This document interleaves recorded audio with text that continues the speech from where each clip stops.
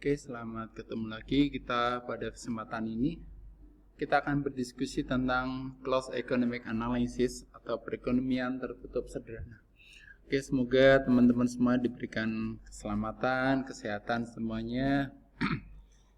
Pada masa pandemi ini kita tetap selalu jaga protokol kesehatan, ya. Jangan lupa masker, jaga jarak, cuci tangan ya. Oke, kita akan bicara tentang analisis perekonomian tertutup. Jadi ketika kita bicara tentang perekonomian tertutup, berarti kita hanya akan membicarakan tentang bagaimana pelaku ekonomi di dalam negeri itu beraktivitas. Ketika bicara tentang perekonomian dalam negeri atau domestik, maka kita tidak melibatkan sektor luar negeri. Sektor forex sektor kita nggak masukkan. Kita akan masukkan yaitu pelakunya apa saja, pelakunya siapa aja ya. Pertama adalah household atau rumah tangga. Kemarin rumah tangga itu perilakunya apa? Perilakunya adalah aktivitasnya adalah konsumsi, saving dan pendapatan. Ya. Kemudian ada perusahaan, firm, ya. Kemudian ada pemerintah. Aktivitas pemerintah meliputi apa? Pemerintah itu meliputi aktivitasnya adalah pengeluaran untuk pemerintah, government expenditure. Kemudian ada pemerintah harus memberikan juga subsidi. Kemudian pendapatan pemerintah dari mana? Pendapatan pemerintah asalnya dari tax atau pajak. Nah, ketika pemerintah terlibat dalam satu sistem ekonomi, maka pajak itu akan dipungut dari rumah tangga. Ya, pajak itu ada pajak langsung dan pajak tidak langsung. Ya. Pajak langsung contohnya apa? Pajak langsung adalah pajak yang dikenakan pada objek pajak, di mana wajib pajak itu tidak bisa memindahkan beban pajak kepada pihak lain. Itu pajak langsung. Contohnya apa? Saya punya kendaraan, maka sepeda motor saya, mobil saya harus kena pajak. Kemudian saya punya tanah, rumah, saya kena pajak, namanya PPP. Saya tidak bisa mengalihkan, men-setting beban pajak itu kepada pihak lain. Harus saya bayar sendiri. Artinya bukan berarti kalau saya nitip orang lain bayar kan boleh-boleh, tapi yang mengeluarkan uang adalah dari pemilik aset itu. Kemudian pajak juga ada pajak tidak langsung, yaitu pajak di mana wajib pajak itu pemilik objek pajak, itu bisa mengalihkan beban pajaknya kepada pihak lain, menggeser. Apakah menggesernya secara penuh atau sebagian, ya, itu sangat tergantung di demand and supply-nya. Contohnya apa? Pajak kalau saudara makan di rumah makan, misalkan di resto atau di salah satu gerai makan cepat saji, itu kita kena pajak PP, kena pajak. Maka pajaknya oleh misalkan satu resto itu bisa dialihkan pada kita. Misalkan kita kena pajak 10%. Saya beli harganya taruhlah sebesar 50.000, maka pajaknya saya kena pajak 10%.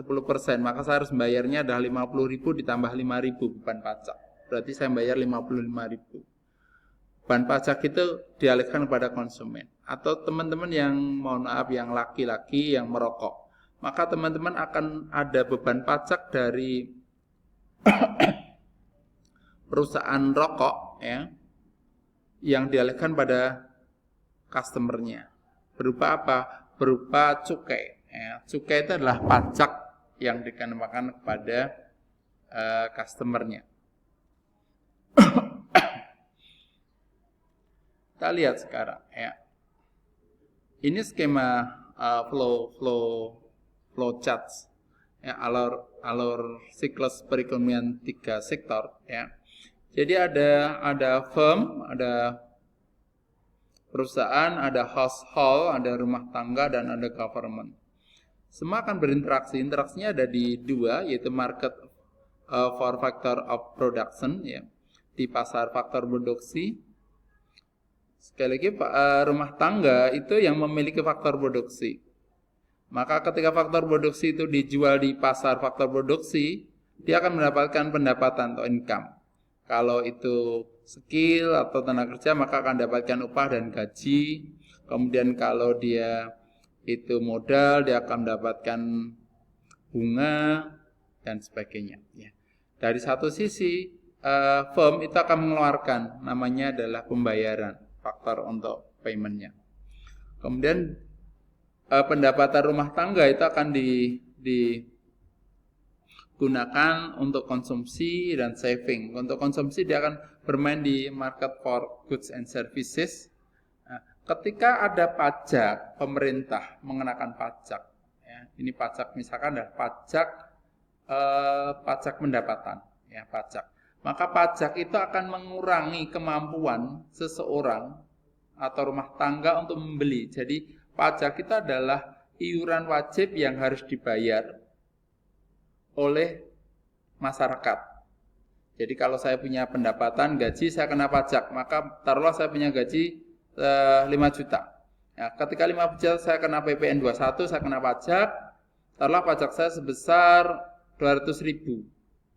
Maka uang 5 juta itu saya akan kemampuan dulu sebelum ada pajak saya punya kemampuan daya beli saya sebesar 5.000. Tapi ketika kena pajak maka pendapatan saya yang bisa saya konsumsikan adalah sebesar pajak itu dikurangi dengan teksnya. Satu sisi saya mungkin akan memperoleh harga barang-barang yang diberikan subsidi oleh pemerintah. Contohnya apa? Contohnya adalah BBM. Ya, saya beli bensin maka saya ada subsidi. Starter langsung saya menerima subsidi dari pemerintah. Maka yang namanya pendapatan siap pakai, nanti kita di dalam matematika kita akan diskusikan pada kesempatan yang lain.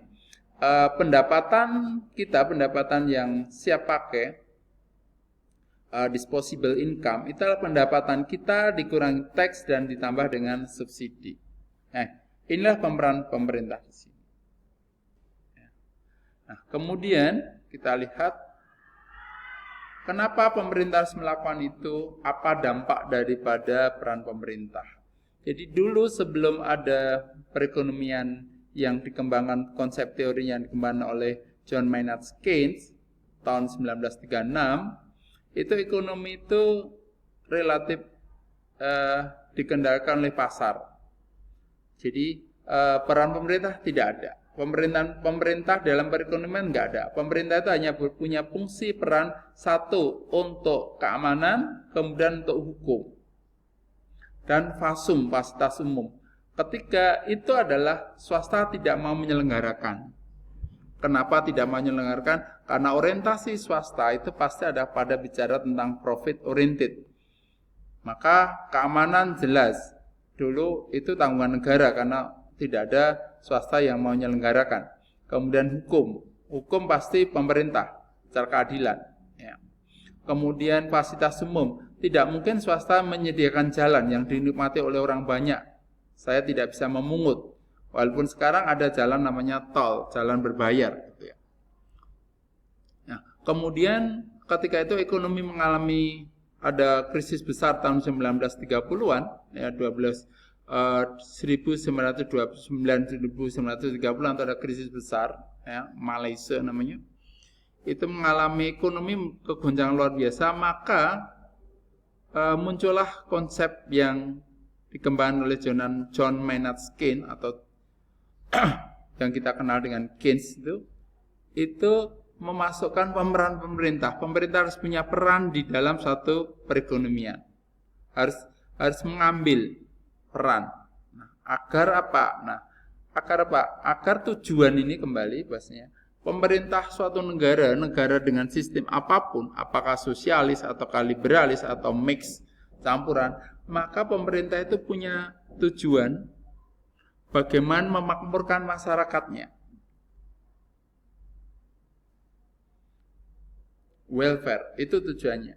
Nah, kita bicara welfare itu secara ekonomi. Ekonomi yang namanya kemakmuran itu adalah satu, ketersediaan barang dan jasa itu harus ada. Kemudian ada kemampuan masyarakat untuk membeli sehingga akan terjadi transaksi untuk dia bisa, ketika transaksi dia bisa membeli, kemudian dia bisa mengkonsumsi. Maka ketika kita mengkonsumsi, maka seseorang itu akan membeli suatu utility atau kepuasan. Ya. Karena ekonomi semakin banyak kita bisa mampu mengkonsumsi suatu barang dengan beraneka ragam, maka tingkat kepuasan saya akan semakin tinggi. Kepuasan yang semakin tinggi itu menunjukkan welfare kita semakin tinggi. Saya tidak mengukur bagaimana kebahagiaan. Ya, ini adalah secara ekonomi.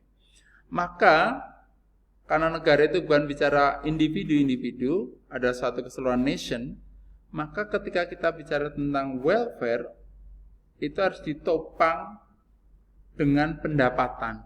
Tidak mungkin kita masyarakat kita akan makmur tanpa pendapatan. Berarti adalah pendapatan harus selalu meningkat. Maka dikenal dengan indeks pendapatan per kapitanya berapa. Kemudian ada pertumbuhan ekonomi. Ada pertumbuhan. Karena kalau ekonomi tumbuh, maka keterlibatan pemilik faktor produksi dalam suatu negara itu akan menjadi tinggi. Kalau kita pemilik faktor produksi kita digunakan oleh suatu perusahaan, maka kita akan memilih imbalan yang namanya bisa yang namanya upah, gaji, sewa, bunga, itu kita akan dapatkan. Maka kita perlu ekonomi itu adalah bagaimana tingkat pertumbuhannya. Kemudian kita bukan hanya pendapatan, pertumbuhan, tapi kita harus ada pemerataan. Jadi antara pemerataan itu bisa dua sisi, pemerataan antar daerah, ya. Apalagi seperti Indonesia dengan luas yang sangat luar biasa itu, bagaimana kita pemerataan pembangunan, pemerataan pendapatan itu di beberapa daerah, misalkan saudara-saudara kita yang di Papua, kemudian sampai di Aceh, di Jawa, di Sumatera, di Kalimantan, di Nusa Tenggara, dan Sulawesi, serta kepulauan lain itu pemerataannya relatif sama. Walaupun kita tidak memungkiri, tidak mungkin sesuatu negara dengan luas seperti ini akan sama rata, tidak mungkin. Ya. Tapi bagaimana jaraknya itu tidak terlalu lebar. Kemudian pemerataan apa? Pemerataan tingkat pendapatan. Artinya gap antara yang kaya dengan yang miskin itu tidak terlalu jauh. Maka di dalam suatu negara itu biasanya ada pengukuran namanya indeks Gini. Ya. Nah, untuk mencapai itu, maka ada peran pemerintah di dalamnya. Melalui apa? Kebijakan fiskal, pajak. Jadi ada pajak. Pajak itu gimana? Pajak itu misalkan adalah satu pajak pendapatan. Bagi masyarakat yang punya pendapatan tinggi, maka dia akan kena pajak. Dia punya aset mobil banyak, dia kena pajak. Pajak progresif dan sebagainya, kena pajak. Karena dari sumber pajak itulah akan bisa digunakan untuk memeratakan pembangunan. Untuk bisa digunakan sebagai sumber pembiayaan yang dilakukan oleh pemerintah. Kemudian yang kedua adalah bagaimana pemerintah itu melakukan apa yang kita kenal dengan kebijakan moneter policy, kebijakan moneter, kebijakan tentang jumlah uang beredar. Ini penting jumlah, nanti pada materi di uang dan bank itu biasanya akan kita bicara tentang kebijakan moneter, tapi saya singgung sebentar. Jadi kebijakan moneter itu adalah bagaimana pemerintah itu mengendalikan jumlah uang yang beredar di masyarakat. Kenapa? Kalau uang itu fungsinya adalah sebagai alat transaksi. Kalau uang di masyarakat terlalu banyak, maka yang terjadi harga itu akan cenderung naik, sehingga daya beli masyarakat akan berkurang. Sebaliknya kalau uang di masyarakat itu sedikit juga masalah. Jadi kalau terlalu banyak masalah, kalau terlalu sedikit masalah. Ini akan menjadi kalau uang terlalu banyak dan terlalu sedikit itu akan kaitannya dengan investasi juga. Jadi kalau jumlah uang seperti kita di dompet kita tiap hari itu kan ada uang itu untuk kebutuhan transaksi, jaga-jaga, dan mungkin untuk spekulasi. Jaga-jaga berarti berapa sih uang kita untuk kebutuhan sehari-hari itu berapa di dompet. Ya. Kemudian saya harus dijaga-jaga kalau nanti terjadi sesuatu kebutuhan yang irregular, yang tidak sesuai dengan rencana. Misalkan untuk jaga-jaga kalau misalkan dari rumah ke kampus kita naik sepeda, kalau nanti di jalan sepeda kita bocor, berarti kan kita harus sediakan uang untuk tambal ban gitu ya. Sehingga jumlahnya berapa itu sangat tergantung daripada pendapatan biasanya. Nanti di materi uang dan bank kita bicara.